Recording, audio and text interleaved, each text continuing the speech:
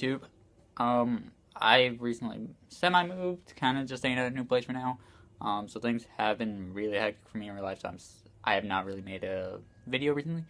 But instead of continuing on the Dragonology videos, which I plan to probably do at some point, it's just that requires a bit of research for the most part, so it is a very video series that could take some time, and I've just been really busy with work.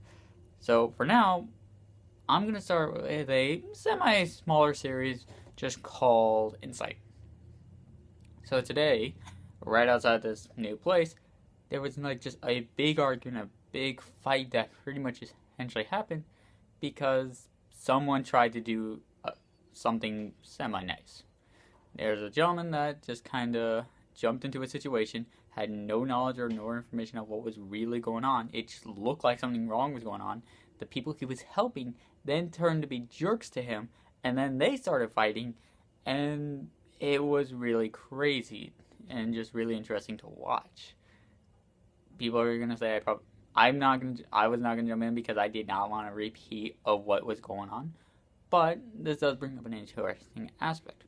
Entering a situation with an extreme mind. For most part, within our own culture and within our own society of most places in the world, we tend to like extremes. We tend to like the idea of something either being absolutely bad, absolutely great, and we're very few in between within our mindset. We either really hate something or we really like something. We're very meh. We are very few meh about things.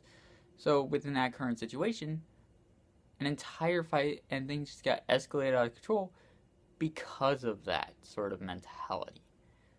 And the question is it a good mentality? Well, personally, my philosophy is extremes never solve anything. Extremes just make more extremes, and at some point you're just basically getting a concrete of a bunch of different chaotic situations where nobody has any idea what's going on anymore. So yeah, I don't like extremes simply because they just don't answer or solve anything. So the real question is, though, wait, that I think I said, but so the real thing I wanted to kind of bring on the topic about is how can we fix it? What kind of things can we do to sort of reduce the idea of extremes? Well, one way that happened is that the person in question that was currently doing the situation is that they just went in and started insulting the police that were currently doing the situation. It was basically seemed like they were just excavating some homeless people, getting rid of their stuff, forcing them off property. And then the person basically just jumped in the situation, blocked them from their path, and just basically was trying to do everything in his power to make sure that the cops can't do their job. And through the entire situation, he was just yelling and demonizing them, essentially ignoring the fact that they are people too. So one way that we can try to help reduce extremism and reduce sort of situations like this is remember that any situation, anything that we're up against, and especially when it comes to different people, there isn't really a bad guy in the situation. Yeah, there's different desires and different wants, but there's really not so much of a, hey, you're a bad guy, you're wrong, I don't like you. But with that being said, it's entirely possible to do that, and it's very easy to. I'm sure I've done it, and a lot of people have as well. I mean, if you just look at basic situations, like, for example, a common thing that you would find on Yelp is nobody really gives anything between a 1 and a 5 in a Yelp review. If you look on Yelp, most Yelp reviews are just going to be 1, god-awful service, horrible people, never shopping there again, they can all die for all like hell. Or 5, where it's just like they are just the greatest store ever, nothing is wrong with them, nothing, they are perfect. And that sort of mentality, it's just, that tends to create sort of a sense of unreasonable expectations, unreasonable hope, and can just make things a lot of difficult on situations that just don't need to be as difficult in the first place. I mean, the thing is, sort of like, we want perfect 5s or perfect 1s.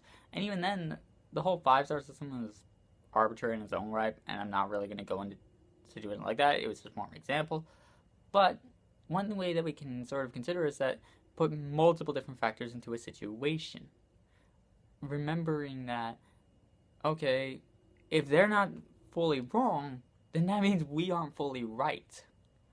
And I think that's a concept that can be very hard for any human mind to really put into thought, is we are wrong most of the time. Not to the people around us, ourselves. I've been wrong many times. I've made mistakes a lot. And rather than trying to deny those mistakes, it's probably better to just acknowledge these mistakes and move on, grow from them. Mistakes don't mean the end of the world, it just means you're wrong. Everyone's wrong every now and then, and nothing wrong with being wrong, ironically. It's probably better to be more wrong than to be always right. Because if you're always right, then how can you handle a situation where you are clearly in the wrong?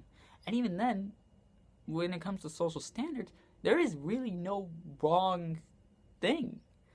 It's just two different people wanting two different things that contradict with each other. For example, the homeless people he was defending, I freaking wanted them out. They were yelling at 2 o'clock in the morning, and I need to leave my window open so that way I can get some fresh air into my apartment and be able to sleep properly. Or else it gets really hot in here. I don't want to be hearing some homeless guy randomly yelling and screaming at the top of his lungs profanity at 2 o'clock in the morning. Who wants to listen to that? I don't. And I'm pretty sure the people at the building that they are occupying don't want them there. So it's sort of like nobody wants them there, but yet they have rights to live as well.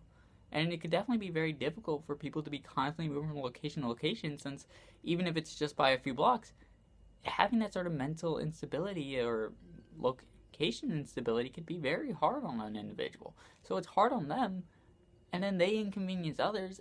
So there isn't really a wrong person in that situation. It's just they want something, we want something. We can't have both. They remain there, they become an inconvenience to us. If we force them to move, it becomes an inconvenience on them. So the question is, where do we draw the line? Where do we meet the middle ground? That question, I just don't frequently know, and I don't think anyone really knows. How can we answer what is halfway? Considering that it depends on how much effort is required at the individual on either end. Because, for example, halfway for me could just be simply, I just don't want them to scream. They can stay there for all I care.